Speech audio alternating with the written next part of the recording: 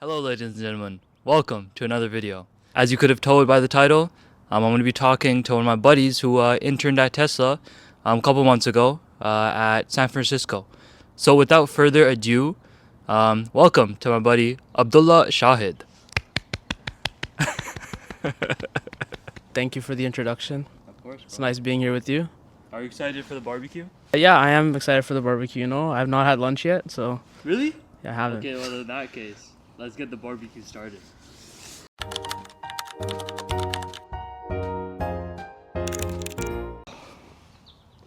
Actually, I'll give you guys a brief description of the menu. So we got some seef kebabs inside some hot dog buns. How much of the condiments, right? Oh yeah. My bad. I got some Heinz ketchup. Got some French's yellow mustard. Do you like mustard? Yeah. Alright, sounds good. How did the opportunity arise? How did interning at Tesla come about? Yeah, for sure. So this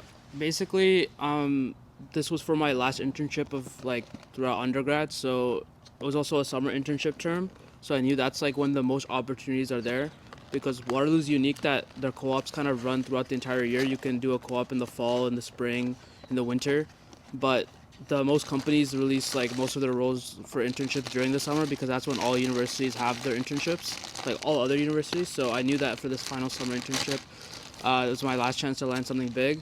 So the opportunity specifically for Tesla arose by just messaging people that were working at messaging people working at Tesla on LinkedIn. Yeah. I was mainly focusing on Waterloo alumni. That's a good way to kind of get the conversations going. They're also from the same school as you, and they've been in the same position, kind of searching for internships. So they know kind of the struggle, and they can kind of have that relatability aspect. So they're a lot more likely to help you. Specifically, I focused on more junior or younger people that are more recently out of school. So they kind of they can look back at their university career, and it's a lot more relatable in that sense, and they're a lot more likely to help you because they've kind of been in the same boat. So one of the engineers on my team, I messaged him, and he instantly messaged back. He said, yeah, we're actually just began searching for our summer internship position. And then he basically set up a call with me, gave me a brief overview of what the role looks like, and went over a little bit of my experience, and then messaged the hiring manager and kind of got the interview process started just from cold messaging on LinkedIn. He was also a Waterloo alumni, and we kind of related on that, and then went forward from there. Yeah. Would you say timing was a big thing too? Because I'm sure that employee and employees are would have gotten messages by people with the same ambition as yourself. Do you think timing was a thing of if you hadn't messaged that employee at that time on that day or whatever, do you think it would have affected your chance of securing an interview? Yeah, so timing is of course very important. That's why they kind of mention job hunting also involves a lot of luck. So once, I didn't realize this at the time, but once I actually got the internship, and then obviously he was my coworker at that point, and over lunch he did mention to me, he's like, yeah, if you didn't message me at that time, I get messages all the time, and he almost always ghosts them or doesn't reply. But because the day I messaged him, that's when they began their search for the summer internship position. So they're like, oh, perfect, we don't have to go through read a bunch of applications. They can kind of just go through my experience, and if I fit, then they can just kind of go start the interview process with me. Yeah. So the timing worked out where they just began their hiring process for the following summer, and that was literally the day I messaged him. So that's the reason he replied, and he mentioned to me that he gets countless messages, and I was the one he replied to. So timing and luck is always a factor, but the thing is I messaged hundreds of people, and obviously a majority of them ghosted me. So it is a numbers game. If you keep applying and keep trying, eventually you're bound to get lucky. Yeah. Now when you ended up getting in the interview, and I'm sure it was a multiple round interview, and getting the offer, what was the first reaction? Because one thing, for those obviously who don't know, I've known Abdullah for some time now, and one thing I will say about you, bro, you're very nonchalant. So you kind of yeah, it's yeah, this is everything. You just have yeah, it's just how it is reaction to a lot of things. So how was there a genuine excitement or hype, holy shit, I just got an offer from Tesla? Was there that sort of moment, or was it again just yeah, on to the next thing? No, I think there was definitely some genuine excitement. It was more so just with the I was more so excited just with the fact that I would get to live alone and kind of experience the Bay Area like on my own. Yeah. It was that aspect. Obviously, working at Tesla is cool, but that wasn't so much as like the excitement didn't really come from that. It's my first time living alone for 4 months, kind of just going through that whole process, figuring out how to like just live independently, Right. and experience. I've seen like amazing photos and like the scenery and like nature and everything in the Bay Area is honestly amazing. So I was just really excited to experience that. So mainly the excitement came from that. So I definitely was excited. I definitely like told my parents right away. And then I waited to tell my friends a little bit because obviously like when you work in the U.S. you have to kind of go through the visa process. So I didn't want to like jinx anything. Yeah. Fair enough. Yeah, so kind of wait for the visa process to kind of wrap up, to secure the visa, and then yeah, told the rest of the homies as well. Fair enough. Now, I mean, I feel like this is kind of like a no-brainer, but I'm sure you're getting offers from other places alongside Tesla. What made you choose Tesla, Abdullah? Um, I chose Tesla because it's obviously a very recognizable company. It's based in the States, so it gives a lot more resume value than perhaps some other Canadian companies. There's also some other factors of Tesla that make it more appealing. One factor is that it is completely in person. I think that is really great for an internship. This was actually, even though I've done 5 internships before Tesla, this was my fully in-person role because that's kind of how the tech industry is right now, especially post-COVID. A lot of roles are either hybrid or fully remote. So that's kind of how most of my internships went. They were either once a week in person, maybe twice, 3 times a week in person. Yeah. But you can kind of, even if something comes up, you can kind of just stay home and work remotely every now and then. So even like some internships that were maybe 3 days a week in person, I would perhaps go in twice a week, come up with an excuse one day. Yeah. But kind of Tesla forces you, they don't really like mess around with that. They make you come in 5 days a week, which I think is really great for an internship. Maybe for full time, I wouldn't want that, but for an internship, when you really want to, learn as much as possible from your peers and your mentors and your senior engineers around you, you want to be in person, be exposed to them, be around them as much as possible. Yeah. So I think that was an appealing thing about Tesla. Obviously, it's in the U.S. The other places I was interviewing at or like kind of considering were all Canadian, and I've already done 5 Canadian internships before that. So another factor is that it's U.S. based, and obviously it was like the most recognizable name. Those are the main reasons, obviously, for picking Tesla. Yeah. Now, would you say, as compared to your other internships, I mean, I feel like you kind of answered this, but would you say your time at Tesla was more engaging, and did you feel more involved as compared to the other internships where you might have not been required to show up 5 days a week? Yeah, 100%. I think obviously Tesla is also known for this, to kind of making their interns or pretty much all their employees like the workload or like the work-life balance, quote unquote, is not the best. Yeah.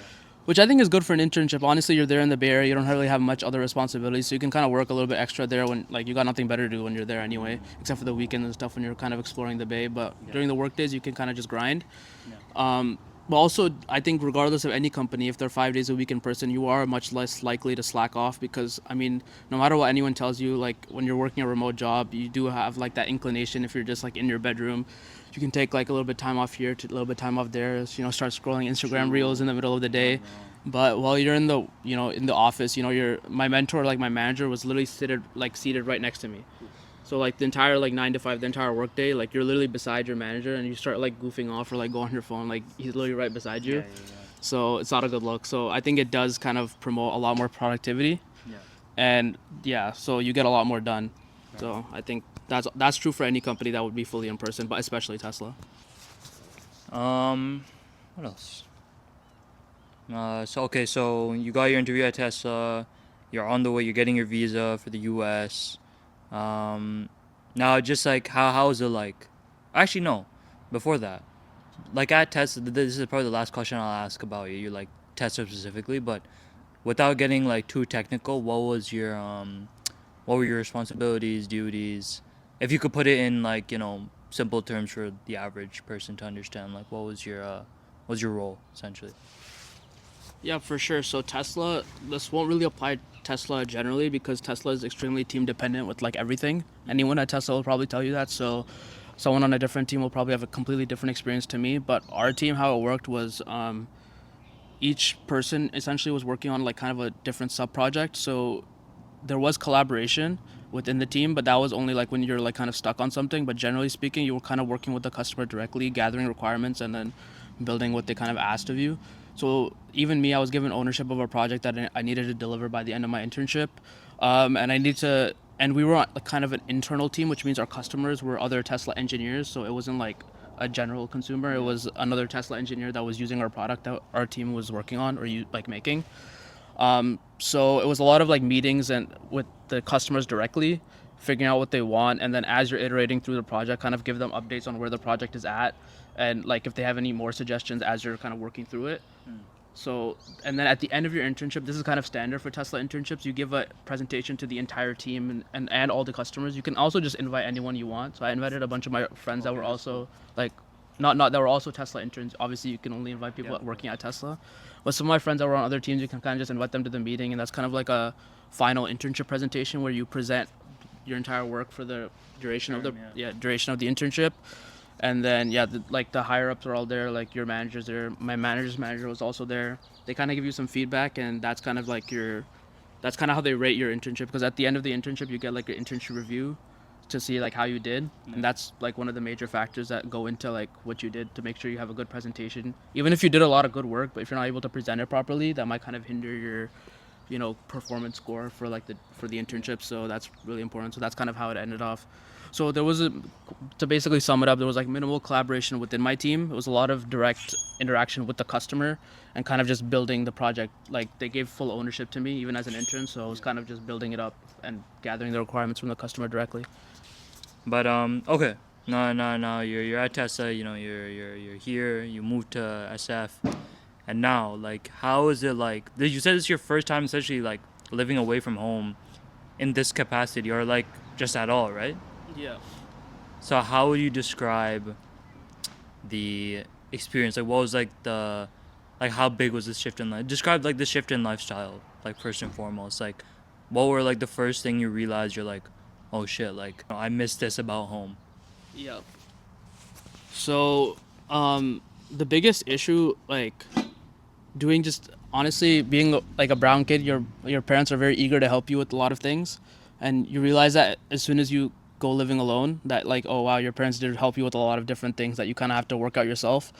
There were a lot of specific challenges with the Bay Area specifically the South Bay Area where I lived, because public transport was absolutely terrible. So, things like food that were like, okay, even if my parents don't make the food for me directly, the groceries are there and you can kind of just go ham and make something yourself.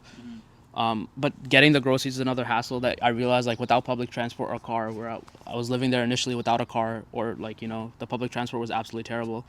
So getting groceries was a really big hassle, like biking like 30 minutes there and 30 minutes home constantly to get groceries, after work. And especially, like, I kind of mentioned to you earlier, like how the work hours were quite long at Tesla. So that was just a really big hassle, like figuring out how to figure out like how to feed yourself essentially, get the groceries and stuff. And the lunch wasn't free at Tesla either, so you didn't really want to be spending like $16 every day on lunch either. And so that was quite a big struggle. So I realized quickly that I needed to get a car, so I decided to rent a car and like kind of share it with my roommate, and that made things a lot easier. I'd say that was the main struggle, because the rest of the things I kind of dealt with already, because I did live on campus like without my parents or anything, like alone. But on campus, a lot of these like groceries specifically is a lot more like readily available. It's a lot easier. There's like a small grocer right in front of our like apartment that we live in Waterloo. And there was nothing like that in the Bay Area. Like public transport was absolutely terrible, so it was a lot harder to get groceries specifically. So that was like the main challenge. The rest of it wasn't too bad. I mean, getting to and back from work was a little bit hard. Just biking constantly. It was a lot of uphill biking. Yeah. So I didn't mind that too much. So you biked for like the first bit before you got a car? Yeah, I biked for the first month. Really? Yeah. Wow. First month, and then a little bit towards the end, 2 weeks, that I didn't have a car as well. Yeah? Yeah, because I was renting on like a month-to-month basis. Yeah. And how long was like the biking trip generally? Like the bike, honestly, it wasn't even that long. It was just an issue. I was quite unfit at the time. Obviously, I hadn't biked in like a really long time. Since I was a kid. Yeah. And it was uphill. Honestly, the bike trip probably took like 15 minutes, 20 minutes. That's not. But like if you try biking uphill for 15, 20 minutes, it's quite tiring, especially when you're unfit. I So agree. I did get used to it. The biking wasn't really the issue. The reason I got the car wasn't for like the commute to work. It was primarily for groceries and other things Hmm. that I'd want to do. Obviously, you want to explore the Bay Area as well, which is also impossible when you don't have a car. Yeah, that's true. So yeah, we ran a bunch of road trips once I got the car as well. Hmm. So the car just helped make everything easier and a lot more enjoyable. So that was the Fine. reason for the car. Yeah, yeah, yeah. Okay. And um, the roommates that you did have, how how were they? Like, did you get along? Did you like build like new friendships, or was it just kind of like hi, hello, come and go kind of relationship? Yeah. So the roommate situation was not the best in the sense that our landlord kind of baited like me and my friend. So initially, me and my friend both got internships in the Bay Area, and we decided to live together. We were also our offices were quite close, so we're like, okay, we'll just room. So we were trying to look for two-bedroom places since it was just me and one friend. We couldn't really find any two-bedroom places for a reasonable price. The Bay Area rent prices are absolutely insane. Honestly, even worse than Toronto. Yeah. Yeah, so like they're absolutely terrible. Oh, So that's we bad. realized, okay, that's not ideal. So we found this three-bedroom place, and we found another guy that was interning in the area online on LinkedIn actually, and we talked to him and everything. So us three were looking to sign this lease together. So I didn't know this other guy initially, Yeah. but I knew my friend. So us three went in to sign this lease, and everything worked out. The house looked nice, everything like we got the viewing, and we're like perfect, okay, cool. So yeah, it was us three signing this lease. So we got there, and turns out we actually have two more roommates. Now, that was a surprise. Obviously, I asked my landlord. I'm like, oh, I asked you specifically. It's just us three, right? And yeah, she gave some excuse about oh they were actually like they randomly at the last minute extended their internship, so they had to stay or something. I'm like, okay, whatever. Honestly, that wasn't even the bigger problem. The bigger problem was that we all had to share a washroom. Yeah, so otherwise I would actually have no issues with having more roommates. I just wanted a private washroom. Initially, it was just supposed to be me and my friend sharing it because the third person had a private ensuite. So, but now there's four people, me, my friend, and the two extra roommates sharing that same washroom. So, that was the only issue. It was kind of more like annoying than anything, but I realized quickly that like I'm barely at home. Like once you start working at Tesla, then like that issue becomes less of an issue once you realize like you're just gonna be using the work washroom since you're there from like literally the entire day. Yeah. And then on weekends we basically try to spend as much time outside. I mean you're there for 4 months. You have limited amount of weekends, so you want to be exploring the area, going up to San Francisco, going to the city, maybe running road trips. There's so many different road trips you can do to amazing places. So we try to be outside as much as possible on weekends. So I realized quickly that washroom, I was sharing four people, one washroom. One of my roommates was barely at home anyways. So like we were all barely at home too. So like that was less of an issue as time went on. Initially I thought it was a really big deal, but it ended up not being a big deal. What would you say would be your most memorable moment as not specifically a Tesla intern, or could be specifically as a Tesla intern, but more so a intern of a big firm abroad? Like, what do you say would be the most memorable moment? Memorable moment, I would say, like, to be honest, I'm one of those people that work is kind of just work for me. So I'd say my most memorable moment was like outside work, because work, like, yeah, you're just, it's not too much different. Obviously, like, you have more responsibility, but at the end of the day, you're coding here, you're coding there. Like, that's not much different whether you're doing it in Toronto, San Francisco, wherever, right? So I'd say the most memorable thing that happened was just some of the trips that I went to. I think the most memorable trip that I had was going to LA, only because like LA, like it's such a, how do I describe it? It seems kind of surreal. You always see it on like television and like it's always like seen in like media or like movies, TV shows, etc. You see LA, and then actually going there, you kind of recognize certain places. Obviously, I've also used to play GTA 5 a lot, So it's this kind of cool like this place that's always in different types of media, video games, Yeah. TV shows, movies. You're kind of just there. You're actually like in real life experiencing it, which is kind of surreal like that. Just to see the city, like honestly, I'd say that was the most memorable experience I had. Just going to LA, seeing going to Rodeo Drive, seeing like the Hollywood Walk of Fame, going to Griffith Observatory. You get like a skyline view of the city. I went to LA twice over the course of my internship. Both times, the first time was obviously a lot better. So it was the first time experiencing it. So yeah, I'd say that was the most memorable thing that happened. Just experiencing LA. The road trip was honestly great as well. The 6 hours quite long, but just doing it with a bunch of interns. Getting to the hotel at like 3 a.m. They didn't let us check in as well. It was just we're all sleep deprived after work, trying Yeah. to drive 6 hours to LA. It's like those type of experiences are just Yeah. like once in a lifetime type stuff. So it was amazing. Now, what would you say? Last question. We'll wrap it up before because I'm getting pretty hungry. So, what is the biggest takeaway of this 4 month experience? How did your views change, or how did you now approach? Did you approach life differently, and if so, how?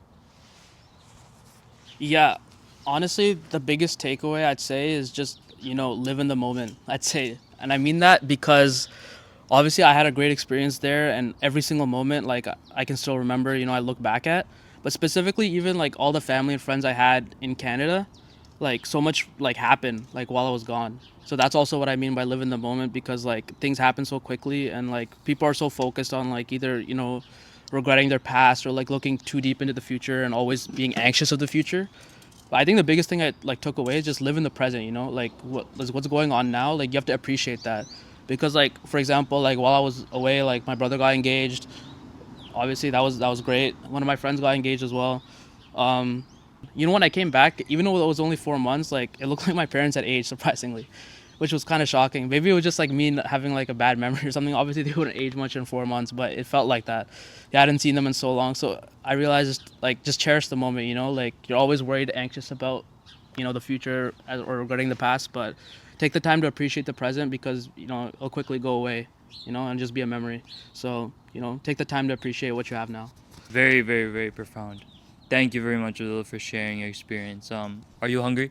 I am, yeah. I've had Okay. lunch, yeah. Okay, let me just get some plates and drinks, and then we'll start eating. Got some ginger ale as well. Not zero sugar, unfortunately. No, it's fine. It's fine. There's no Canada Dry in the U.S., So.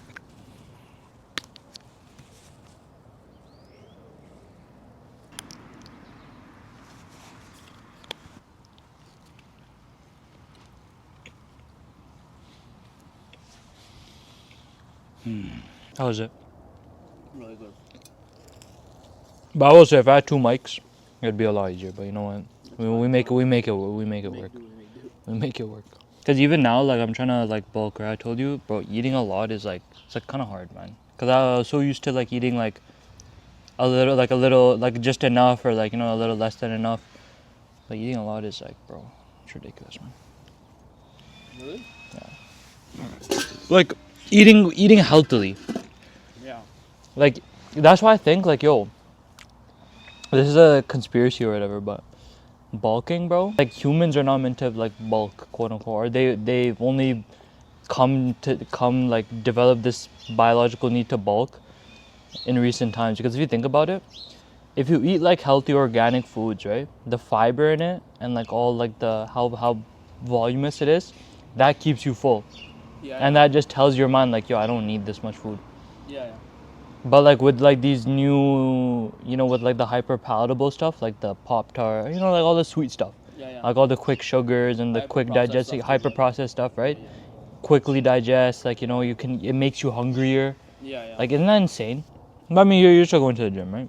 Yeah. I mean, I went yesterday. Yeah. Like, what's like the goal? Is it just to like for just health and wellness? It now. Before I was like, now the thing is, I didn't care much about the gym previously because I was like, I'm gonna just play sports. But now it's like getting super hard to like even organize sports. And now I'm just doing it less often. So now I feel like I'm just being like not working out or like being active enough. So I think I'm just focused on the gym for now. I feel like everyone's so busy. It's so hard to like coordinate. Because dude, I don't like. What am I gonna play sports alone? Like if I play soccer, you need people, right? It's pretty good kebab though, right? I've had it before.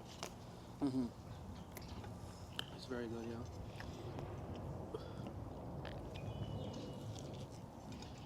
What other sport is there? Would you run squash? But the thing is, I've never played it before, but I'd be willing to. Bro, I'd play any sport, bro. Like, the thing is, I actually like the sports in general. Even though the ones I suck, I'm actually pretty trash at basketball, but I still like running with some of my friends every now and then. Yeah. Yeah. No, I'm actually really bad at basketball. I'm bad.